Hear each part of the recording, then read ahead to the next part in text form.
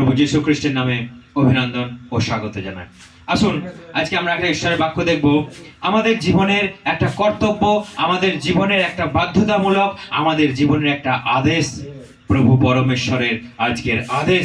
আজকে আমরা দেখব যে আমাদের জীবন পথে চলতে গিয়ে, প্রভুর সেবা করতে গিয়ে, স্বর্গরাজ্যের পথে চলতে গিয়ে আমাদের যে একটা বাধ্যতামূলক একটা আদেশ আছে, প্রভুর আমাদের প্রতি একটা আদেশ আছে, এবং আমাদের সেই আদেশ পালন করা আমাদের যে কর্তব্য, সেইটা আজকে আমরা দেখব।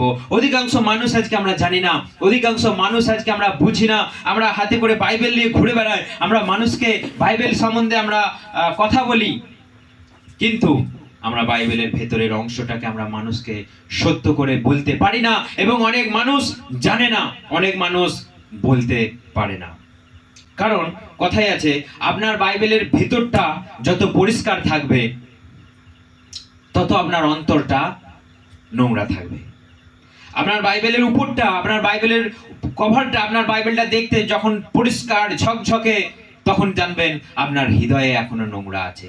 আর যখন আপনার বাইবেলের ভিতরটা নোংরা হয়ে গেছে, আপনার হৃদয়টা পরিষ্কার হয়ে গেছে। হালেলুয়া। তো সেই জন্য এটা একটা কথা, এটা একটা আমাদের একটা মানে প্রচলিত শব্দ।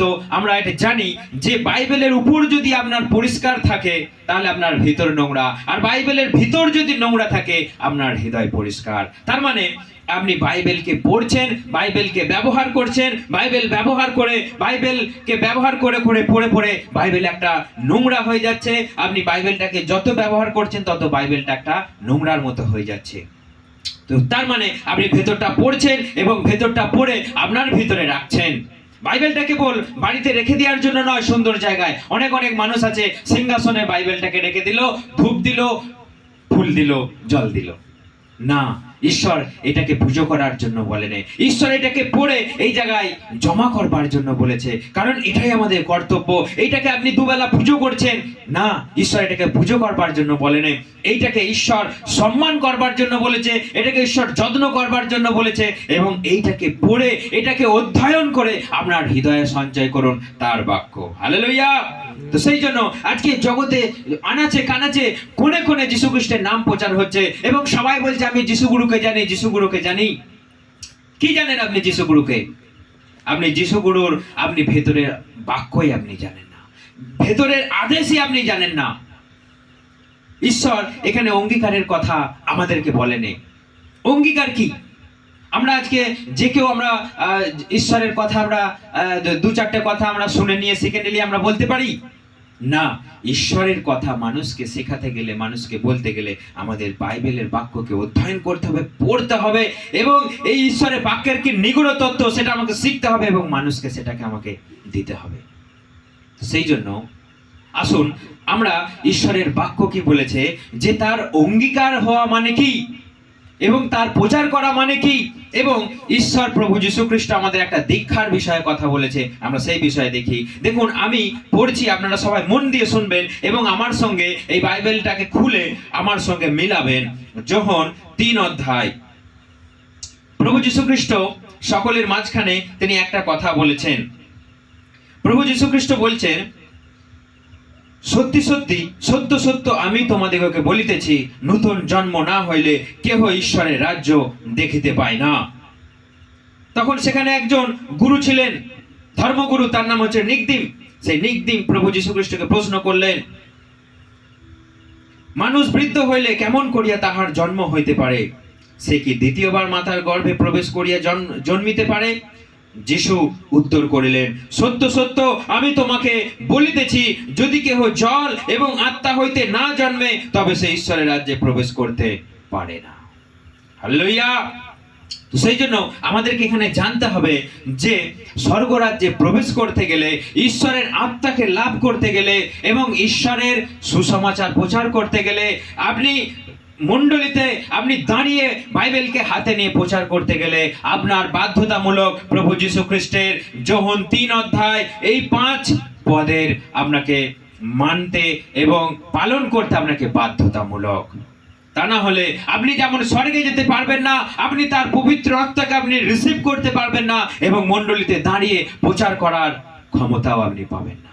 আজকে অনেক মানুষ জোর করে, আজকে অনেক মানুষ নানা রকম ভাবে করছে, ঠিক আছে, অল রাইট, কিন্তু অ্যাকচুয়ালি তিনি কি করেছেন? তিনি নিজেও জলে ডুবে গিয়ে তিনি নতুন জন্ম লাভ করেছেন।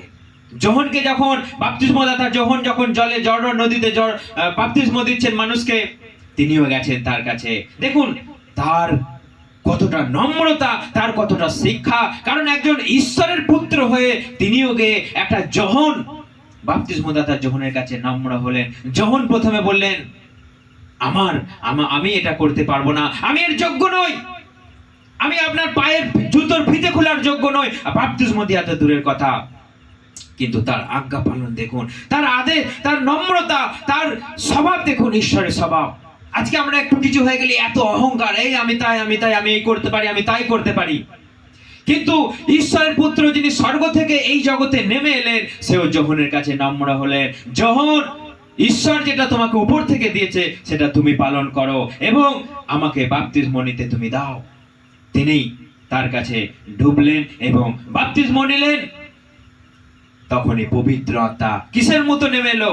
কপোতের মতো, অর্থাৎ পায়রার মতো তার উপরে নেমে এলো। স্বর্গ থেকে বাণী হলো, এ আমার প্রিয় পুত্র, তোমরা এর কথা শোনো। হালেলুয়া। তো সেই জন্য দেখুন, আমরা আজকে মানুষ, আজকে আমরা এই জগতের, আমরা ধুলো মাটি দিয়ে তৈরি, কাদা মাটি দিয়ে তৈরি, আজকে আমরা তার এই আদেশ পালন করতে আমরা সম্মত নই। আমরা কেউ বলি যে এইটা গ্রহণ করলে, বাপ্তিস্ম নিলে কেউ হয়ে যায় খ্রিস্টান, বাপ্তিস্ম নিলে কেউ হয়ে যায় খ্রিস্টান, তার নাম পরিবর্তন করতে হয়, তার জাত পরিবর্তন করতে হয়, তার ধর্ম পরিবর্তন করতে হয়। আজকে মানুষের মধ্যে এত গোজামিল শিক্ষা, মানুষের মধ্যে এত মাথা ভর্তি শিক্ষা, মানুষ আজকে এত কিছু শিখে নিয়েছে, দিয়ে বলছে এটা খ্রিস্টানদের, ওইটা ইংলিশ, ওইটা বাংলা, এইটা ভবন, এইটা অমুক, এইটা তমুক। প্রভু যীশু খ্রিস্ট ধর্মের কথাটা উল্লেখ করেনি। প্রভু যীশু খ্রিস্ট বাইবেলের মধ্যে কোনো খ্রিস্টান শব্দটা উল্লেখ করেনি। তিনি কোনো ধর্মের নয়, তিনি কোনো জাতির নয়। তিনি কেবল বলেছেন তোমরা পাপ থেকে মন পরিবর্তন করো, তোমরা পাপ থেকে মন পরিবর্তন করো। এবং কেন তিনি বললেন যে তোমাদের নতুন জন্ম হওয়া দরকার, নতুন জীবন লাভ করা তোমাদের দরকার, কারণ আপনি জন্ম থেকে পাপ করছেন এবং বাইবেল বলছে একটা মানুষ জন্মে থেকেই পাপেই জন্মায়। তো সেই জন্য আমরা সবাই পাপী। বাইবেল বলছে একজনও ধার্মিক নাই, সকলেই পাপ করেছে, একজনও ধার্মিক নাই। তো সেই জন্য আমরা যখন পাপের জীবন যাপন করছি, তিনি বলেছেন তোমাদের নতুন জন্ম হওয়া দরকার। সত্য সত্য আমি তোমাদেরকে বলছি, যদি কেউ জল এবং আত্মা হইতে না জন্মে, তবে সে ঈশ্বরের রাজ্যে প্রবেশ করতে পারে না। তিনি বলছেন তোমাদের জল এবং আত্মা দ্বারা তোমাদেরকে বাপ্তিস্ম নিতে হবে, নতুন জন্ম লাভ করতে হবে। নতুন জন্ম কি? আপনি যখনই জলের তলায় আপনি ডুবলেন প্রভু যীশু খ্রিস্টের নামে, জলের তলায় যখনই আপনি ডুবলেন, আপনার পাপের দেহটা, এতদিন ধরে যে পাপ করলেন, আপনার পাপের দেহ আপনি বুঝে দিন সলিল সমাধি হলো। প্রভু যীশু খ্রিস্ট যেমন কবরে সমাধিস্থ হয়েছিলেন, প্রভু যীশু খ্রিস্ট যেমন পাহাড় কাটা কবরে সমাধিস্থ হয়েছিলেন, তেমনি তিনি 3 দিনের মধ্যে একটা নতুন জীবন নিয়ে তিনি বেরিয়ে এলেন। হালেলুয়া। কারণ তিনি পুনর্জীবিত লাভ করলেন, কারণ তিনি সর্বশক্তিমান, তিনি সর্বজ্ঞানী, তিনি সর্বব্যাপী। তিনি যদি নতুন জীবন লাভ করে নতুন ভাবে তিনি উঠে আসতে পারেন, আমরা মানুষ, আমরা পাপী, আমরা সব থেকে জঘন্য, নগণ্য, নশ্বর মানুষ, তাও আমরা তার আদেশ পালন করতে আমরা মানতে চাই না, আমরা নানা অজুহাত দিই। তিনি বললেন যে তোমাদের জল দ্বারা নতুন জন্ম হওয়া উচিত, তোমাদের এটা কর্তব্য, কিন্তু আমরা মানতে রাজি নয়। কেউ নানা রকম কথা আমাদেরকে শুনিয়ে দিচ্ছে। তো সেই জন্য প্রভু যীশু খ্রিস্ট যখনই তিনি নতুন জীবন লাভ করলেন, কবরে তার পুরানো শরীর তিনি সমাধিস্থ করে তিনি নতুন শরীর নিয়ে, নতুন জীবন নিয়ে তিনি উঠে এলেন। যদি তিনি এই কাজ করতে পারেন, যদি তিনি এইটা করতে পারেন, কেন আমরা পারবো না? সেই জন্য আপনার পাপের শরীর জলের তলায় সমাধিস্থ হয়ে আপনি যখন জল থেকে ডুবে এলেন, আপনার কাছে নতুন জীবন আপনি লাভ করলেন, আর তখনই পবিত্র আত্মা আপনার কাছে নেমে আসবে, নতুন ভাষা আপনি লাভ করবেন, স্বর্গীয় ভাষা আপনি লাভ করবেন।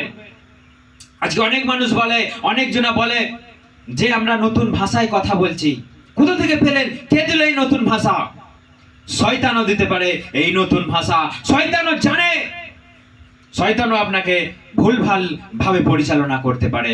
বাপ্তিস্ম না নিয়ে আপনি পবিত্র আত্মা লাভ না করে কোথা থেকে পেলেন অন্য ভাষা?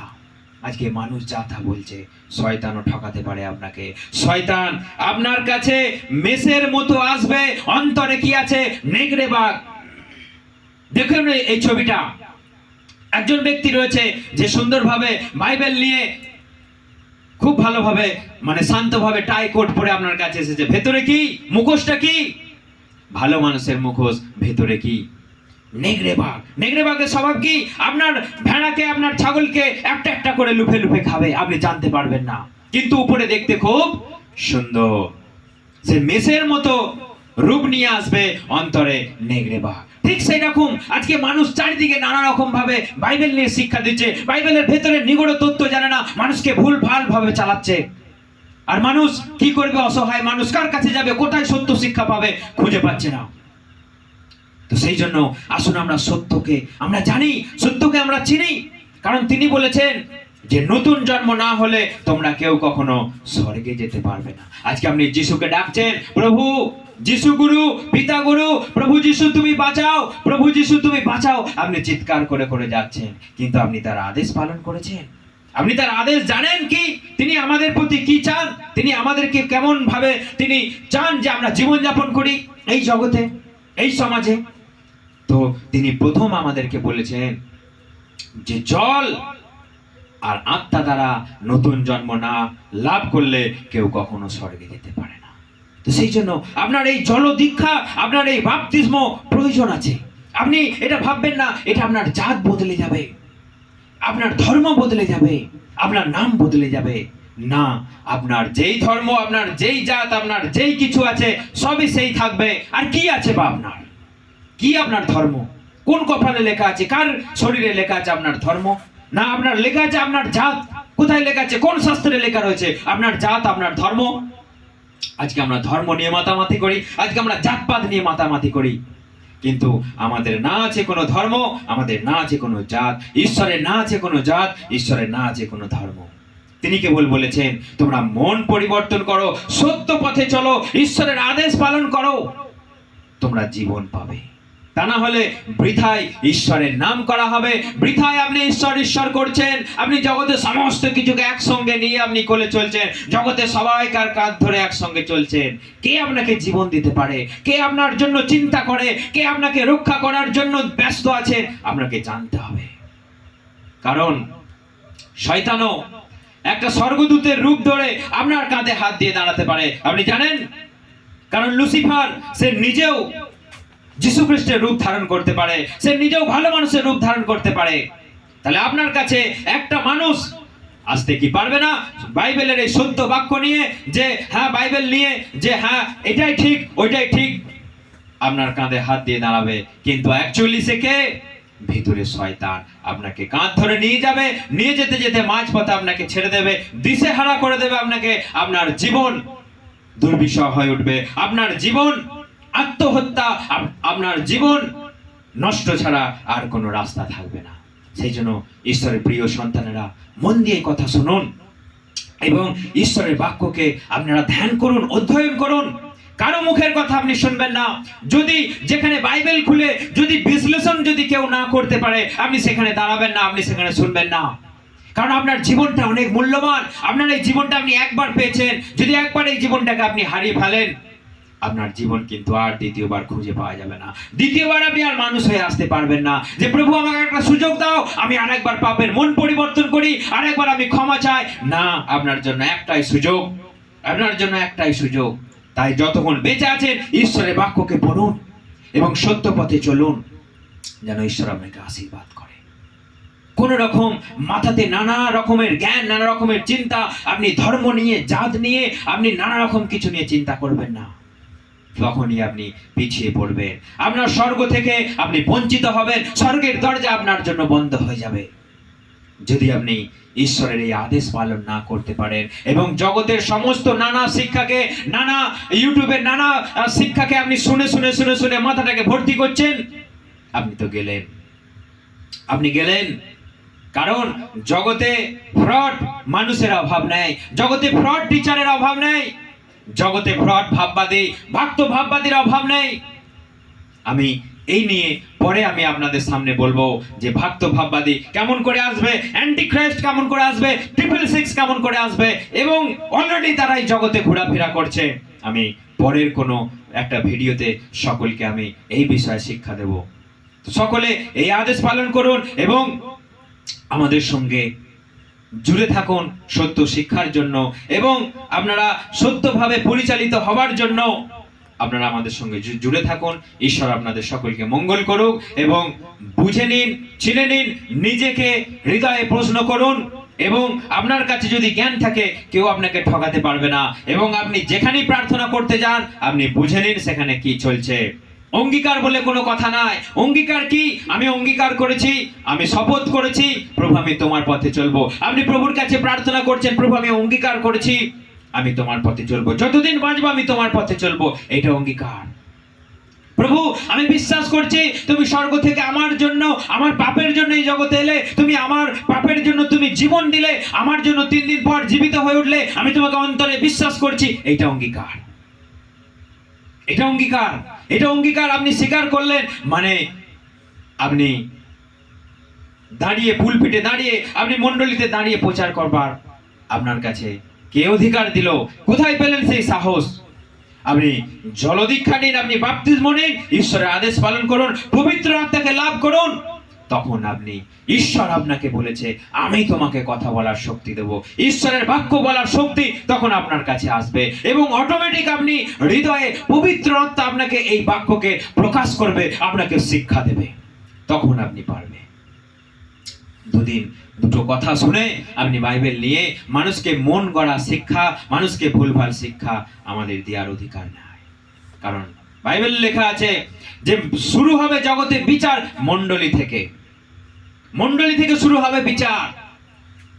তাহলে একটা মণ্ডলীর, একটা পাস্টার, একটা ধার্মিক লোক, একটা বিশ্বাসী লোক যদি পাপ করে তাহলে তার বিচার কতটা ভয়ঙ্কর হবে আপনি চিন্তা করুন। কারণ বাইবেলে বলছে যে জগতের লোকেরা কিছু জানে না, জগতের লোকেরা কিছু বোঝে না, না বুঝে তারা পাপ করছে, তারা তো শাস্তি পাবে, তারা তো শাস্তি পাবেই। নরকে তাদের জন্য গনগনে আঁচ, গনগনে আগুন তো থাকবেই। কিন্তু যে কেউ জেনে বুঝে পাপ করে, যে কেউ জেনে বুঝে অন্যায় করে, তার জন্য নরকের আগুন 7 গুণ বাড়িয়ে দেওয়া হবে। সেই জন্য হৃদয়ে একটু ভয় করুন, একটু ভয় করুন। সত্য বাক্য ছাড়া আপনি মিথ্যা পথে যাবেন না, আপনি মিথ্যা কথা শুনবেন না কারো। ঈশ্বরের বাক্যকে যেখানে নেই, ঈশ্বরের বাক্য নেই যেখানে, যেখানে মন গড়া ভবিষ্যৎবাণী, এসো আমি তোমার জন্য ভবিষ্যৎবাণী করব। ভবিষ্যৎবাণী কি আপনার বাপের সম্পত্তি? ভবিষ্যৎবাণী কি আপনি এই জগৎ থেকে নিয়ে করতে পারবেন? ভবিষ্যৎবাণী যতক্ষণ না তিনি বলছেন আপনার কাছে বলার ক্ষমতা নাই। ভবিষ্যৎবাণী যতক্ষণ না তিনি বলছেন একটা মানুষের ভালো মন্দ, একটা মানুষের জীবন নিয়ে, ততক্ষণ আপনি বলবার কে? তিনি বলবেন, আপনি বলুন না এসো আমি তোমার জন্য ভবিষ্যৎবাণী করব। যার টাকা আছে তাকে আগে ভবিষ্যৎবাণী করছেন, হ্যাঁ তুমি ভালো, তুমি ভালো। বুঝে নিন। আমি এই বিষয় নিয়ে আমি বললাম যে পরে আপনাদেরকে ক্লিয়ারেন্স আমি দেব, কি করে ভাববাদীরা বিনষ্ট হবে, ভক্ত ভাববাদীরা বিনষ্ট হবে, তিনি তাদেরকে জীবন্তই কেমন করে নরকে ফেলবে, এই নিয়ে আমি পরে সকলের সামনে নিয়ে আসবো। তো ধন্যবাদ সকলকে আমাদের সঙ্গে জুড়ে থাকার জন্য। জয় যিশু, জয় যিশু, জয় যিশু।